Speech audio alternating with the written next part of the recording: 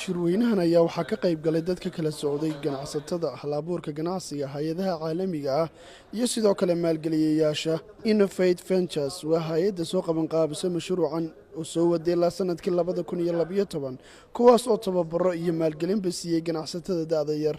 Innovate Ventures waxa weeyaan waa hay'ad loogu talagalay in businessku sidoo u shaqeeyay wax ka bedesho inaanu dadka hortiisa si cad ugu hormaalgelino saxaafadda public dadka ummadda oo dhan oo daawanaya kambaniyadii ka soo baxay mashruucan oo halka lagu guddoonsiyo wixii ay kasbadaan lacag si ay hawlahoodii ganacsi ugu fushadaan.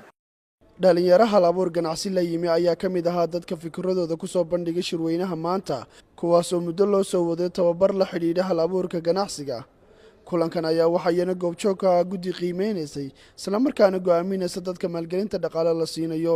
waa shirkad agricultural teacher oo ka shaqeysa dhanka beeraha waxaan isku xidhnaa beeraleyda iyo dadkii alaabta beeraha laga soo saaro iibsada annagoo meesha ka saarana middlemanka dadkii u dhaxeeyay sida traditionka ugu dhaxayn jiray waxaan dhawaan insha Allah sii diin doonaa suuq u siin doonaa launch karayn doonaa online platform oo ah inaanu dadkii farmers ka profile u sameeyno dibadda internetka gelino dadkii hudheelada iyo restaurantska lahayo boshadiina ay si online alaabtii beeraleyda uga iibsan karaan.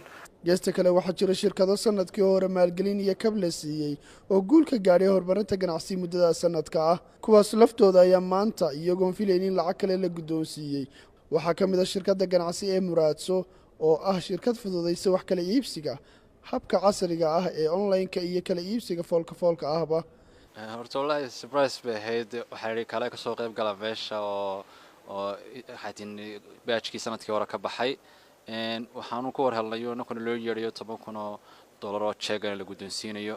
horta Innovate Ventures aad bay ugu mahadsan yihiin iyaga iyo sponsorskooda taasuna waxay muujinaysaa inay dhalinyarta hal-abuurka ah inay ay ka fikiraan oo ay horumariyaan ganacsigooda.